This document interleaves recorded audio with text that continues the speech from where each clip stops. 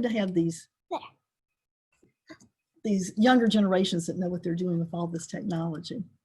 So I'm going to check on my screen sharing today. I have a PowerPoint that shows you the pictures of all the books, since I don't have them here to show you, and talk about a little bit about each one. Since we just have 30 minutes, I will zip through them, and I would love to hear any comments you have. We can talk at the end. Hopefully we'll have time to do that, and I look forward to any messages that you send me that I can look at later, because I'm interested in your opinions of them. As I say, I'm really excited about our list, and I am not going to talk about the Kentucky Bluegrass Award itself because of time, and I think most all of you will know what the KBA is. We certainly have lots of resources about it on the web that you can take a look at, but it's basically a children's choice program in Kentucky where we develop a list of books. I have a committee that is from school librarians and public librarians and booksellers throughout the state, and we read lots of books each year and come up with a list of 10 outstanding books that we feel would be excellent for preschoolers. They have to have been published in the last 3 years, and then we send out that list, and those are shared across the state with preschool children, and then they have the opportunity to vote on their favorite. The votes come in from all over the state, and it's a Children's Choice Award. These children pick the one that they think is their favorite book for that year among the books written for them. So these are really fun to share with our little ones. So let me start. Hopefully the screen share is going to work okay for me. And where is it? Oh, thank you, Athena. Oops, no, we don't want that. We need to change. That was last time, sorry. Stop share. Let's see if we can find it here. There it is. Okay, I think we can do this now. Let's see. Here. Okay, share screen. Share. Thank you. Oh, there it is. There it is. It'll work now. Oh, thank goodness I have Athena here with me. What would I do without her? All right, for many reasons. Okay, so here we go. Hopefully everybody can see this okay. I entitled this Beyond Cute KBA Preschool Titles for 2021 because I teach a class on children's literature at UK. I'm a retired school librarian. For those of you who don't know me, I spent my last 15 years at Hearn Elementary in Franklin County, but I continue to teach children's literature at UK. And my students will want to call different books that they are reading cute. And I really discourage them from that because these books are beyond cute. Calling them cute to me makes it sound like anybody could write them, and it kind of denigrates them. So all these books are beyond just cute. They all have really special things about them. This first one is Bear Came Along, and it did win the Caldecott honor last year, and it should have. It was probably my Caldecott from last year. It's an amazing book by Richard Morris. Luyan Pham is the illustrator. And sometimes when we compile these lists, we take a lot of things in factors in mind. We want books that have child appeal to that age audience. We want to, if we can get a nonfiction book in there, we want that. Books that work well when you're doing lessons with children with books and read alouds. But this one, we thought, well, should we really include it because it did win the Caldecott honor, so children may get exposed to it a lot because of that, but we just couldn't leave it out. So it was just the honor, not the medal. But Bear Came Along is a really interesting, fun book that has great themes to it. It starts out with, there was a river, and a river didn't know it was a river until Bear came along. So Bear falls off a log, falls into the river, and starts going downstream riding this log, and that's where the adventure begins. Also joining them in different just jolly encounters are Froggy, some turtles, beaver, raccoons, and duck. And as they all go down the river together, you see it's like a log flume, and you see it keeps going and going. These are really large pictures, so you can see them in the back of the room, and you can see how beautiful the colors are. The expressions on their faces are just fabulous. This is where they are getting to the point. They're all going down the river. New ones keep joining the others. And this is their expression when they come to the very top of a waterfall and realize, whoa, what's going to happen now? Well, they do go over the waterfall and they experience it all together. Some are excited, some are scared, but they all hang in there together and end up in a beautiful pool at the bottom where they become great friends because they have shared this monumental adventure together and all the excitement and fear and comfort that they could give each other on this adventure. So, it's very, it really pulls you along and children along because the page turn after each page ends with until, and then the next thing happens. So it was really a fun way that the author wrote the book to keep the pages turning. She has themes of discovery, friends forged when least expected, and themes of we are all in this together and our differences strengthen our unity. Great themes for these days that we're living in. The artwork is just luscious. It starts out you can see the cover is all kind of pale, not very bright, but as the adventure goes on and more creatures join the other ones, that enhances the color of the book. It becomes brighter, bolder, as their adventures together enhance their lives. Book list, in talking about the artwork, says she paints between the lines of sensational and silly. I love that. She uses watercolor ink and gouache, and as I mentioned, the colors go from muted grays to brilliant hues, and they echo the story's underlying message that connecting with others makes life richer, more vibrant, more fun. This is Fly by Mark Teague, and this is our wordless book, or practically wordless. It's just precious, and I especially love it because it seems like this year, I don't know about you, but we have had a plethora of robins in our yard. I've seen so many robins. And in this book, I love the fact that I think you hopefully can, whoops, I didn't mean to change it. Let's go back again. I hope you can see that the parent bird who's dealing with the baby bird in this is Daddy Robin. And I loved how Mark Teague decided to use the dad rather than the mom, because in nature, robin parents do share responsibilities. This whole book, Dad is trying to entice this baby to get out of the nest and learn to fly. And the baby is very stubborn and comes up with all these amazing ideas of imaginative ideas of how he can fly without having to do it with his own wings. Instead of using words in the book, you can see there are word balloons there. And instead of words in them, they're picture balloons. So it's filled with a picture of what the baby's saying. So the baby there is wanting Daddy to fly over to the nest and feed him the worm. But Daddy is wanting Baby to come out to the end of the branch because he's trying to entice him to go farther and farther. It's about growing up and gaining independence. And it's really a funny, comical struggle between the parent and child, which our preschoolers will much appreciate as they are going through that. I did see evidence of a father doing this in my own yard. I just stood out there one day and watched as a father went and found worms 3 different times and flew over to where the baby was and fed it. So this book goes right along. The baby comes up with comical alternatives to counter the father, though, like using a skateboard, a hot air balloon, a red convertible, instead of having to use his own wings. Until father mentions the owl that might make a tasty meal of Baby, unless this little chick learns to fly and escape owl. So that convinces him, and he does finally fly up to the nest, and has a lovely final moment with Daddy being so proud. The artwork is acrylic, and it's really comical. You can see that. You know, Mark Teague did the series How Do Dinosaurs Say Goodnight and others in the series, and he uses a style here very similar to that.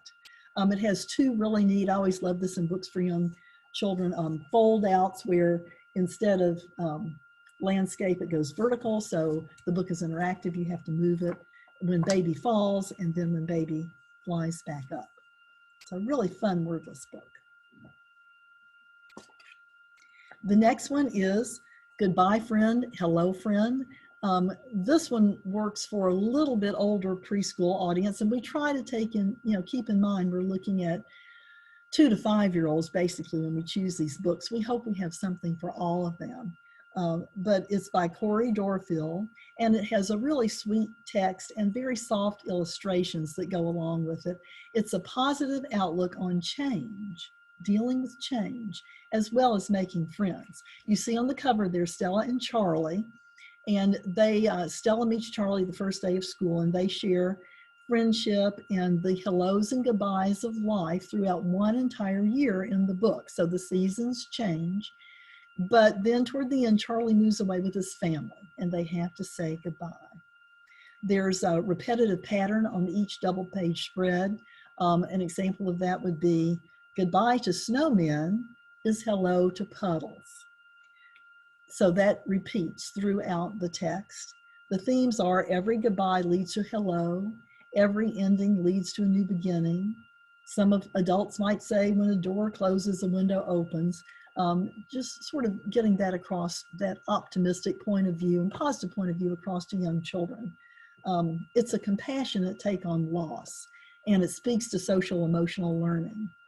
Views the passage of time and change through the eyes of a child, and as a bonus, it does have racially diverse characters.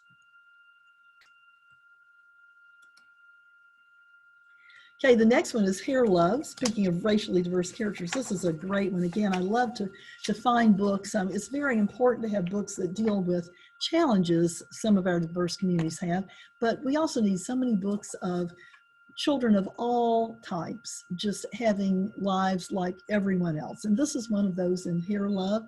It's by Matthew Cherry, illustrated by Vashti Harrison. And it's a wonderful slice of life tale about family support, Black hair, and embracing individuality. It really highlights the bonds, which I love too here, between the African-American father and his daughter. Zuri is the daughter, and she loves her hair, but she wants a special do for an important day. We find out later, though we don't know till toward the end, that mom has been away. Don't know if she's been in a business meeting or where mom is, but mom is coming back today, and Zuri wants to look special.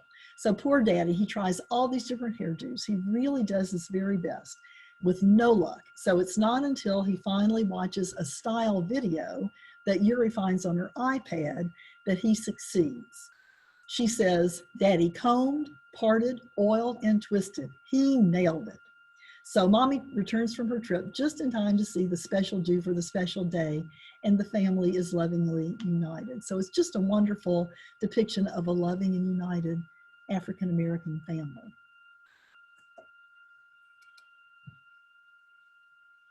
Oh, next, I'm afraid I have to admit, is my top favorite of all of these, probably because I've tried it on Athena's sister Aurora's preschool class, and they loved it so much. I think it's really got appeal.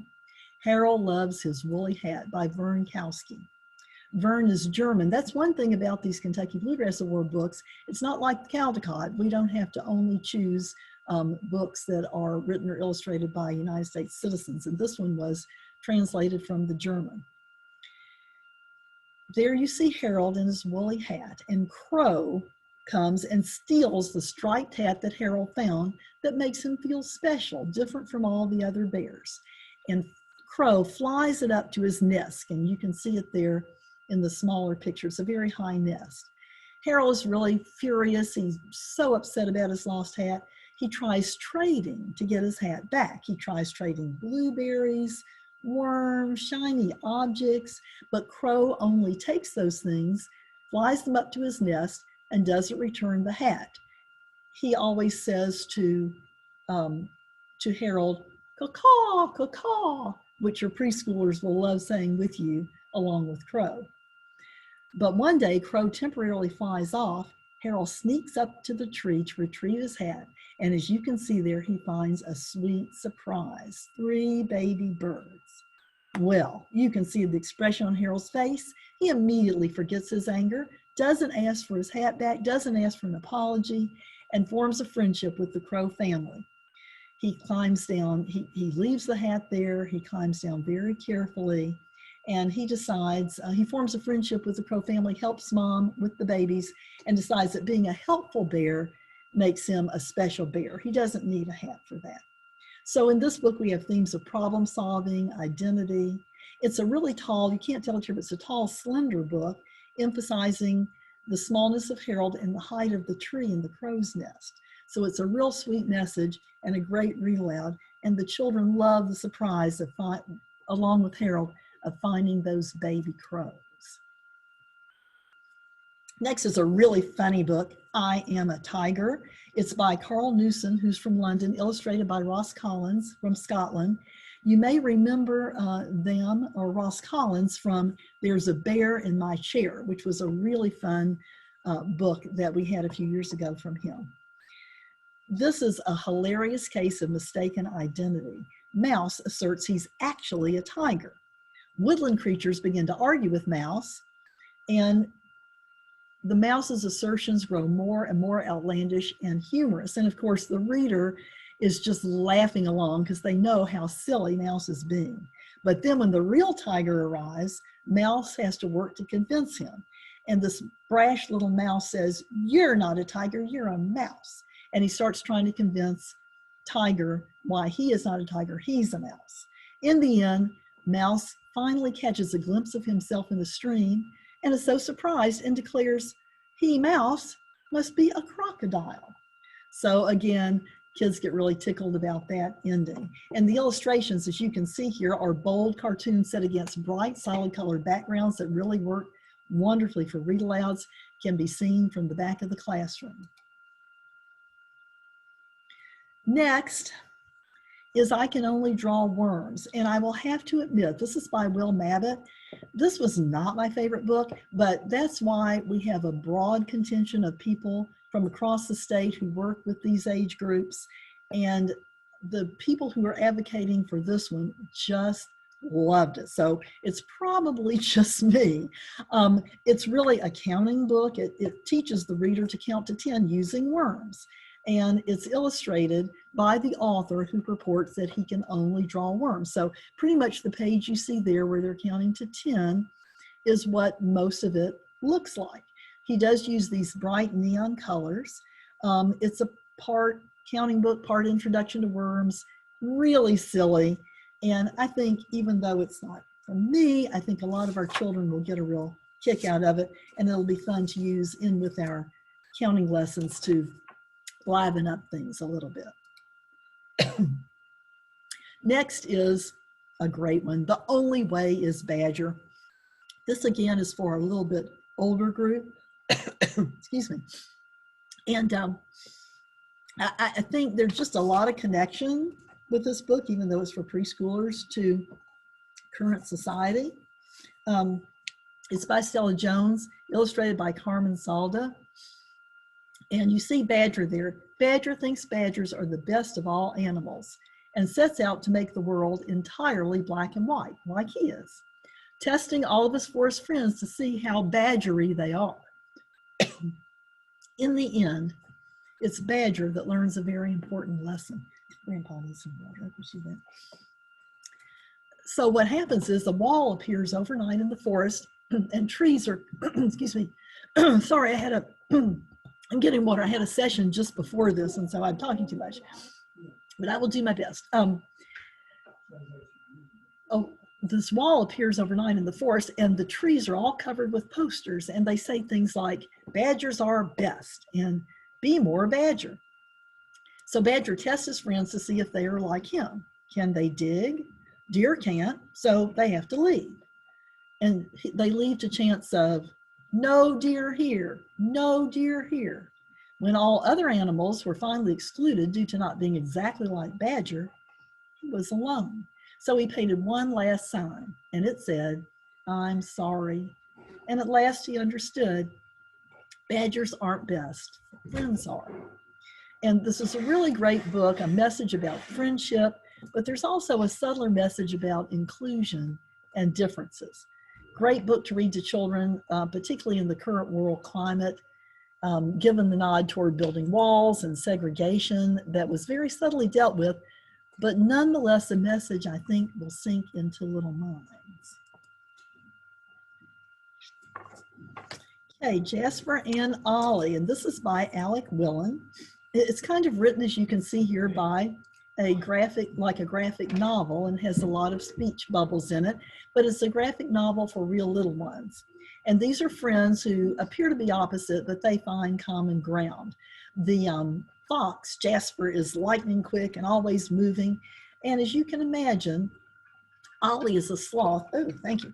Ollie is a sloth, so he is much more slowly paced. But they learn to live with that in this book. And it comes to show how Jasper really needs to consider Ollie's characteristics and make allowances for those, because after all, the friendship is the most important thing.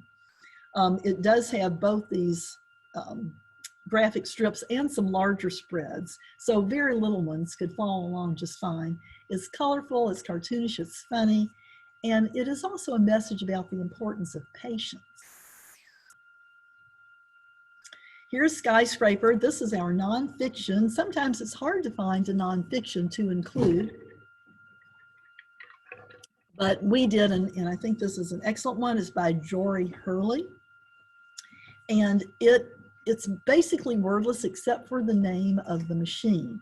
And we know how so many of our little ones are just attracted to all kinds of machines, especially construction types of things. This would be great to pair with Good Night Construction Site.